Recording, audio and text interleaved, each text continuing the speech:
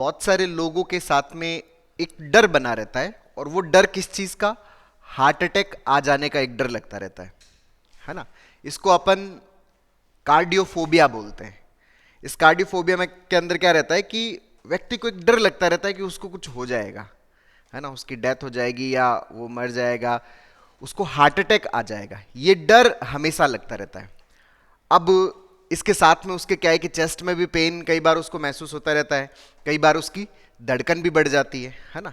तो बहुत सारे लोग मुझे बताते हैं कि सर हमने बहुत सारी जांचें करवा ली, क्योंकि अब मान लीजिए छाती में किसी के भारीपन हो रहा है, छाती में किसी के दर्द हो रहा है, या फिर किसी की धड़कन बढ़ती है, तो मन में पहले क्या डर लगता है कि भाई कहीं हार्ट अटैक तो नहीं आ जाएगा। तो ये जो छाती के अंदर भारीपन है या जो ये धड़कन का बढ़ना है, ये बेसिकली दो कारणों से होता है ना। अब ये जो छाती में जो भारीपन हो रहा है, ये जो ये धड़कन का बढ़ना है, ये हमारे हार्ट से रिलेटेड है या ये हमारे माइंड से रिलेटेड है? इसको पता करने का एक बहुत सिंपल सा तरीका है। हम कोई भी चीज पता करते हैं कि भाई किसी भी चीज का कारण क्या है, तो उस कारण को पता करने का बहुत ही सिंपल सा तरीका होता है, वो होता है इन्वेस्टिगेशन। जांच हमारे पास में तरीका होता है ना। जैसे मैं जिनका एग्जाम्पल आपको बता रहा हूं, उन्होंने क्या किया, अपना पूरा इन्वेस्टिगेशंस करवाया, जांच करवाया। अब हार्ट से रिलेटेड सारी जांचें करवा ली, ठीक है। अगर जांचें एबनॉर्मल आती है, मतलब जांच में कुछ गड़बड़ी आती है, जैसे आपने ईसीजी करवाया, ईसीजी में कोई दिक्कत आ रहा है, या फिर इको करवाया, इको में कोई दिक्कत आ रहा है, या आपने ट्रोपाई करवाया, डॉपलर करवाया, अगर उनमें कोई दिक्कत आ रहा है तो इसका मतलब ये क्या है, आपके हार्ट का प्रॉब्लम है। लेकिन अगर जांच टोटली नॉर्मल आती है, जांच के अंदर कुछ भी नहीं है, टोटली नॉर्मल है, तो इसका मतलब ये जो प्रॉब्लम है ये हार्ट का नहीं है, ये प्रॉब्लम किसका है, हमारे ब्रेन का है ना। ये मानसिक परेशानी है, उसकी वजह से आपके चेस्ट के अंदर पेन हो रहा है, उसकी वजह से जो धड़कन है वो बढ़ रही है। बहुत सारे लोगों को रात को जैसे सोते हैं ना, तो छाती के ऊपर भारीपन सा महसूस होता है, या कानों के अंदर धड़कन सुनाई देने लग जाती है।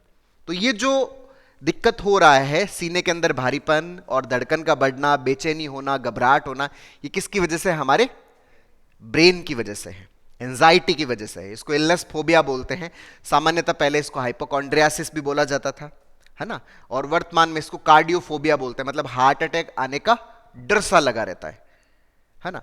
अगर जांचें नॉर्मल है, इन्वेस्टिगेशंस नॉर्मल है। अच्छा, कई बार ऐसा भी होता है कि जो ईसीजी करवाते हैं अपन, जो हार्ट की जो जांच करवाते हैं ईसीजी, उस ईसीजी के अंदर कई बार मशीन जो है ना वो एबनॉर्मल ईसीजी लिख देती है। अच्छा, मशीन किसको एबनॉर्मल ईसीजी लिखती है? जब हृदय की धड़कन ज्यादा बढ़ जाती है ना। जैसे हृदय की धड़कन 100 हो गई है, 120 हो गई है, 130 हो गई है, तो जो ईसीजी है वो इसको क्या कर देती है, एबनॉर्मल ईसीजी बोल देती है। इसको साइनस टैकिकार्डिया बोलते हैं। ये किसी भी प्रकार की एबनॉर्मेलिटी नहीं है, ये मशीन की गड़बड़ है, आपके हार्ट की गड़बड़ नहीं है।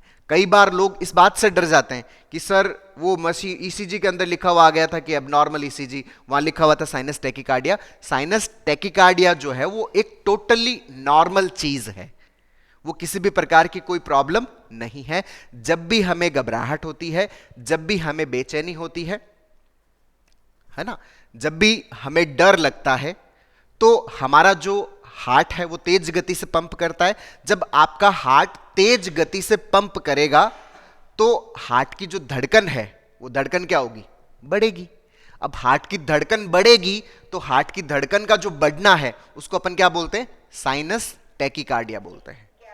और ये जो साइनस टैकिकार्डिया है ये एंजाइटी का सिम्टम है, ये हार्ट की दिक्कत नहीं है। जैसे हमारे घर के अंदर पानी का मोटर होता है, अगर पीछे से करंट जो है वो तेज आ रहा है तो पानी का मोटर भी क्या करता है, तेज चलता है।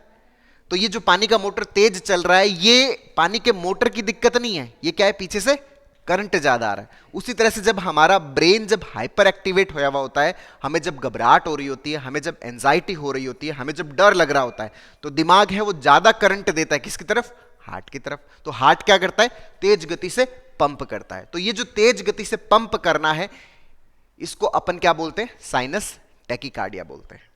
और ये जो साइनस टैकिकार्डिया है ये हार्ट की प्रॉब्लम नहीं है। कई बार हम इससे डर जाते हैं, हमें बहुत ज्यादा डर लगने लग जाता है। अच्छा सर, ज्यादातर तो जैसे किसी की डेथ की न्यूज सुन लेते हैं, किसी के हार्ट अटैक की न्यूज सुन लेते हैं, जैसे इनकी उम्र जो है वो 35 साल है, तो अगर कहीं पर आसपास में 35, 36 या 37 साल की किसी की डेथ होती है तो बहुत ज्यादा डर लगता है कि अच्छा वो 35 साल में गया तो कहीं मैं 35 साल में ना चला जाऊं, वो 36 साल में गया, अच्छा अब तो मेरी जिंदगी का 1 साल ही बचा है, तो ये जो 1 साल मेरा बीतेगा ये बड़े डर के साथ में बीतेगा कि कहीं 36 साल होते, अब तो 36 आ गए ना, तो अब तो मैं जाने वाला हूं। हम क्या कर लेते हैं, दूसरों की कहानी को अपने ऊपर जनरलाइज कर लेते हैं। भाई किसी और के साथ में कोई भी प्रॉब्लम हो रही है तो उसका कोई कारण है, उसकी कोई वजह है, हम उसकी कहानी को क्या कर रहे हैं, अपने ऊपर जनरलाइज कर रहे हैं, जबकि उसकी कहानी अलग है, हमारी कहानी अलग है।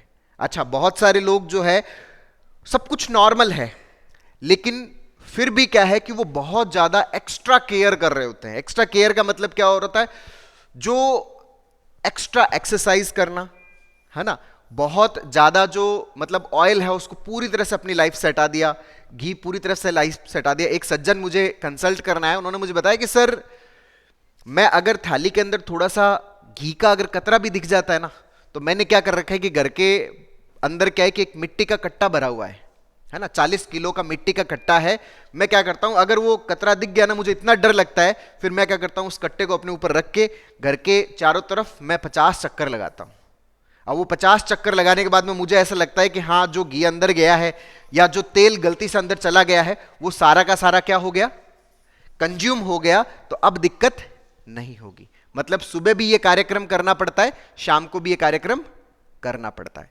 तो ये बेसिकली क्या है, ये हमारा फियर इंड्यूस्ड बिहेवियर है, डर के कारण हमारा ये बिहेवियर है। और अगर हम इस बिहेवियर को अपनाते रहते हैं तो हमारा डर भी बना रहता है। तो अगर हम अपने इस कार्डियोफोबिया को हटाना चाहते हैं, हम हमारे इस हार्ट अटैक के डर को हटाना चाहते हैं, ये हमारा जो मरने का जो डर है इसको हम हटाना चाहते हैं, तो हमें यहां पर सीबीटी का प्रैक्टिस करना पड़ेगा, कॉग्निटिव बिहेवियरल थेरेपी का अभ्यास करना पड़ेगा। अच्छा, सीबीटी का प्रैक्टिस क्या है, जब भी हमारे दिमाग में एक थॉट आता है, हार्ट अटैक से रिलेटेड थॉट आता है या मरने से रिलेटेड थॉट आता है, तो हमें उस थॉट को चैलेंज करना पड़ेगा, उस थॉट को तोड़ना पड़ेगा, ब्रेक करना पड़ेगा, डिस्प्यूट करना पड़ेगा। अच्छा, हम कैसे इसको तोड़े, चैलेंज करें, भाई मुझे हार्ट अटैक आ जाएगा, इसका मेरे पास में क्या प्रूफ है, मेरे पास में इसका एविडेंस क्या है, प्रूफ क्या है मेरे पास में। अच्छा, मैंने जितने भी इन्वेस्टिगेशंस करवाए, जितनी भी मैंने जांचें करवाई, मैंने अभी जांचें करवाई, मैंने पास्ट की जांचें करवाई, मैंने उससे पहले जितनी भी जांचें करवाई, वो सारी की सारी जांचें नॉर्मल हैं। अच्छा, जांच अगर नॉर्मल है इसका मतलब मेरा हार्ट टोटली परफेक्ट है, ये हार्ट का प्रॉब्लम नहीं है। तो फिर ये दिमाग में डर क्यों आ रहा है, ये डर इसलिए आ रहा है क्योंकि हमारे दिमाग के अंदर नेगेटिव पैटर्न्स बने हुए हैं, हमें एंजाइटी है, उस एंजाइटी के कारण से हमारे दिमाग में क्या हो रहा है, बार बार ये थॉट रिपीट हो रहा है। तो ये हमें अपने आप को बार बार समझाना पड़ेगा। अच्छा, किसी दूसरे के साथ हुआ, मुझे नहीं, दूसरे की कहानी अलग है, मेरी कहानी अलग है ना, उसके शरीर के अंदर कुछ अलग कहानी चल रही थी, मेरे शरीर के अंदर कुछ अलग कहानी चल रही थी। अच्छा, कई बार ये भी लोग पूछते हैं कि सर मान लीजिए कि अगर मैंने जांच नहीं करवाया तो कैसे पता करूं कि ये हार्ट का प्रॉब्लम है या ब्रेन का प्रॉब्लम है। तो इसको पता करने का भी बहुत सिंपल सा तरीका है कि अगर आप किसी से बात कर रहे हो, है ना, बात करने पर अगर आपको नॉर्मल फील होने लग जाता है तो इसका मतलब ये किसका प्रॉब्लम है, हमारे ब्रेन का प्रॉब्लम है। हार्ट का होगा तो बात करो चाहे ना करो वो चलता रहेगा। अच्छा, अगर आप किसी काम के अंदर बिजी हो गए और बिजी होने के बाद में आप अगर नॉर्मल फील कर रहे हैं तो इसका मतलब ये किसका प्रॉब्लम है, ब्रेन का प्रॉब्लम है। क्योंकि हार्ट का एक्चुअल में प्रॉब्लम होगा तो आप बिजी हो चाहे ना हो उससे कोई फर्क नहीं पड़ने वाला। अच्छा सर, मैं सो के उठता हूं ना तो मैं अच्छा फील करता हूं, नॉर्मल फील करता हूं। अगर सोने के बाद में अच्छा फील कर रहे हो, आपका चेस्ट का पेन नहीं है, आपको धड़कन नहीं बढ़ रहा, तो इसका मतलब ये किसका पेन है, हमारे ब्रेन का है, ये हार्ट का नहीं है। अच्छा सर, किसी की न्यूज जब सुनता हूं ना तब मुझे डर लगता है, उस समय जो मेरी धड़कन बढ़ जाती है, उस समय मुझे घबराहट होने लग जाती है, तो इसका मतलब ये क्या है, हमारे ब्रेन का प्रॉब्लम है, ये हमारे हार्ट का प्रॉब्लम नहीं है। अच्छा, कई बार ये भी होता है कि सर अच्छा ये साइकोलॉजिकल है तो चेस्ट में पेन क्यों हो रहा है, चेस्ट में पेन क्यों होता है, ये पेन हार्ट का नहीं है, इसका हार्ट से कोई लेना देना नहीं है। हमारा जो हार्ट है, हार्ट के ऊपर जो हड्डियों की दीवार होती है और उन हड्डियों की दीवार के ऊपर मसल्स की लेयर होती है और मसल्स की लेयर के ऊपर जो होता है फैट की लेयर होती है, फैट के ऊपर क्या होती है, चमड़ी होती है। तो जैसे ही हमारा जो ब्रेन है वो एंजाइटी में जाता है, हमें डर लगता है, हमें घबराहट होती है, तो हमारा जो ऑटोनॉमिक नर्वस सिस्टम है, जिसको अपन एएनएस बोलते हैं, जो ऑटोनॉमिक नर्वस सिस्टम है वो एबनॉर्मली स्टिमुलेट होता है, और उसके एबनॉर्मल स्टिमुलेशन की वजह से क्या होता है, हमारी जो चेस्ट की मसल्स हैं, उन मसल्स के अंदर क्या होता है, खिंचाव होता है। और जैसे ही उन चेस्ट की मसल, हार्ट के अंदर नहीं, चेस्ट की मसल्स के अंदर खिंचाव होता है, और वो जो खिंचाव होता है, वो खिंचाव किसका रूप ले लेता है, पेन का रूप। अच्छा, पेन का रूप भी क्यों ले लेता है, क्योंकि जब आप एंजाइटी में होते हो ना, उस दरमियान आपका जो सेंसरी थ्रेशोल्ड है वो कम हो जाता है। मतलब सिंपल जो प्रेशर है वो भी किसका रूप ले लेता है, दर्द का रूप ले लेता है।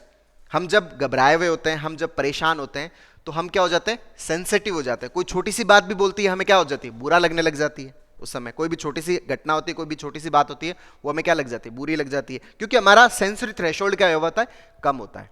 तो जब आपको घबराहट हो रही होती है, उस समय सिंपल जो प्रेशर होता है ना, सिंपल दबाव भी क्या ले लेता है, दर्द का रूप ले लेता है। तो ये जो छाती के अंदर जो खिंचाव है, ये किसका रूप ले लेता है, पेन का रूप ले लेता है। ये पेन यहां पे भी हो सकता है, ये पेन यहां पे भी हो सकता है, ये पेन इस हाथ में भी हो सकता है, ये पेन पीछे भी हो सकता है। लेकिन ये जो पेन है, ये हार्ट से रिलेटेड नहीं है, ये पेन किससे रिलेटेड है, हमारे ब्रेन से रिलेटेड है, एंजाइटी से रिलेटेड है।